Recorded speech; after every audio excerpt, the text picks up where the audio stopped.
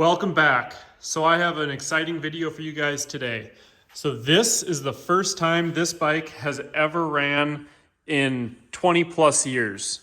So this is the first time ever starting it. So before we just do too much talking, let's put the key down. As you saw in my last video, it does crank, and I've cranked it over enough in order to get oil pumping through the whole lubrication system.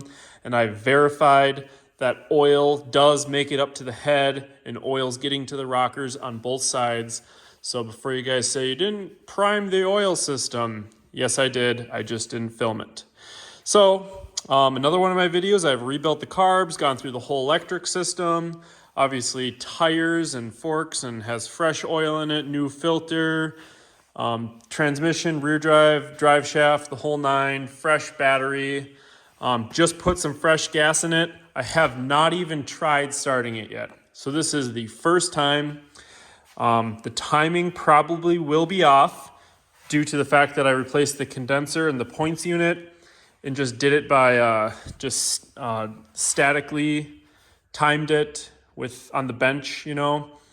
Yeah, obviously the carburetors have just been adjusted on the bench, so they're not going to be synchronized correctly.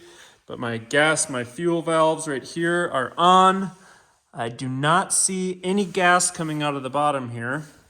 Let's go check the other side. So yeah, no gas coming out of the bottom. That's a good sign. Looks like my fuel filters here are full of gas. There's no leaks coming out of the tank because these valves are new. So I'm just kind of doing a general check over. Obviously there's oil in it. So without further ado, let's see if this thing will start. Oh geez.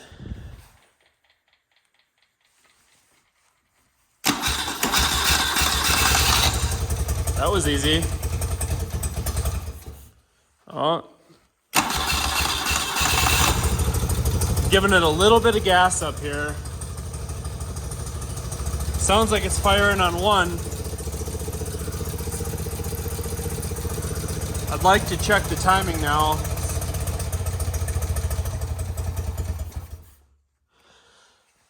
So there you go. That was the first time it's ever ran in 20 years. It actually fired right up. That's super impressive.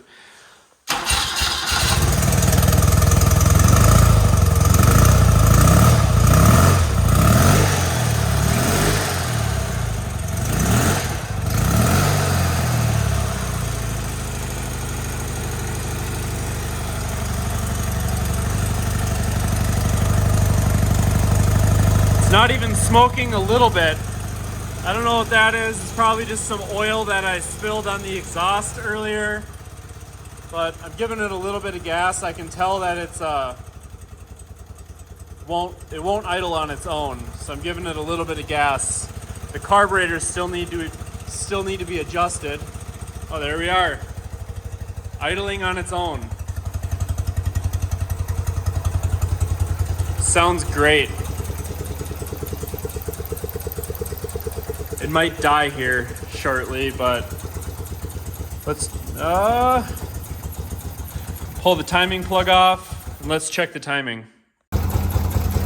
So it's idling super low, but I got my timing light out, and I don't know if you'll see it on the camera.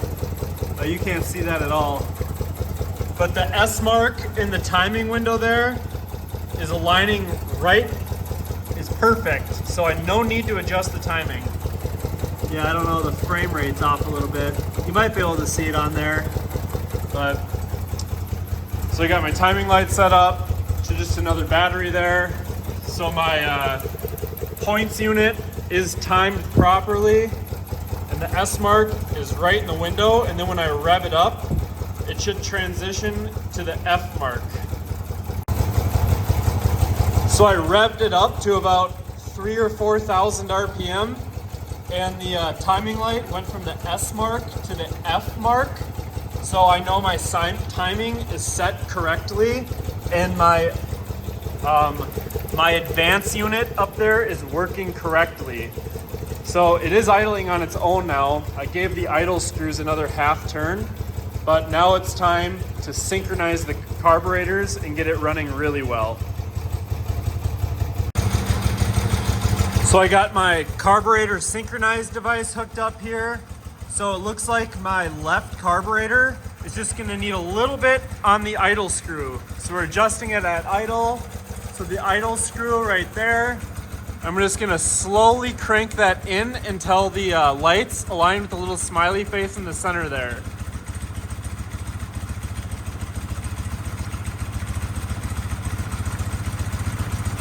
Now my idle's picking up a little bit, so it's a little higher than I want to. So I'm gonna come over to the right carburetor, and with the same screw, instead of turning it in, I'm gonna loosen it to lower the idle until it gets right there in the center. And that's a good idle right there. The synchronization is perfect at idle. It's also idling at a good RPM, right where I want to see it. So then, there's the charging light right there. And to get your idle RPM set correctly, you want that charging light to just be barely flickering. So I also tested the charging system, and the charging system is functioning correctly, so I did that before I started the synchronization.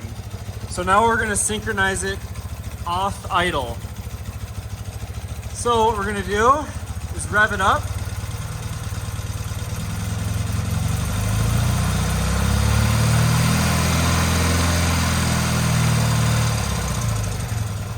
So what that tells me is the left carburetor, this screw here needs to be loosened. So this, basically what's happening is this carburetor is opening first.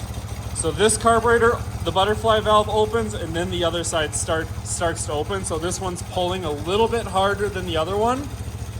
So with a 10 mil, I'm gonna loosen up that nut there, turn this in a little bit, and then tighten it up. So let's recheck it again. So I'm gonna bring it up off idle at about 3,000 to 4,000 RPM.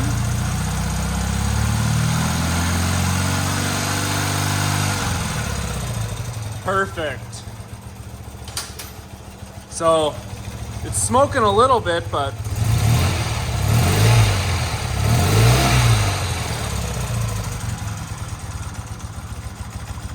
idle right in the center.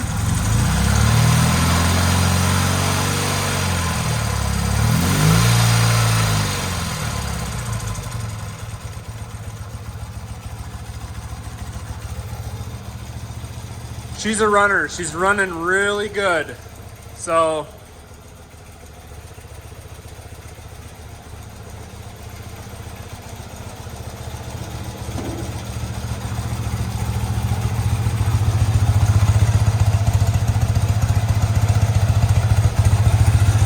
we'll go ahead and reinstall our vacuum screws, pull off our vacuum hoses, and then kind of do a quick walkthrough. We're gonna have to put our front cover back on the front.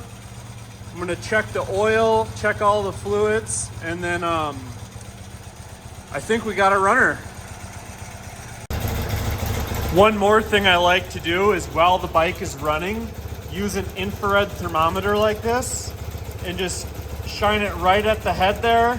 Try it right on the exhaust pipe. Looks like we're getting about 360, 375, let's say, on the left cylinder there. And then over here, we're getting about, roughly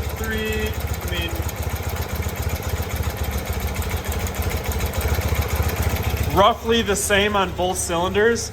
I like to see no greater than a 20-degree difference between the two cylinders, and that's going to tell me that the idle air mixture screw this screw right here, they're set evenly. So we did set these up default 1.5 turns out from fully seated. And if one cylinder is running like super lean, the temperatures are gonna be, there's gonna be over like 100-degree difference. So you can kind of dial that in accordingly. There's a chance that some of the passages in the carburetors, if you didn't adequately clean them, will be clogged. And that idle screw, even though they're both 1.5 turns out, there'll be a blockage in there. So you might have to either re-clean your carburetors, re-go through it, or compensate with a 1/2 turn or something in order to get your cylinder temps or exhaust temps, we'll say, very similar. So I mean, we're seeing about a 15-degree difference there, and that's right where you want to be, no greater than 20. So it's a runner. Just to show you how this thing starts, if we kill it, put the key back down, and then hit the start button here, it just pops right off and runs amazingly. So thank you so much for watching, and as always, have a safe ride.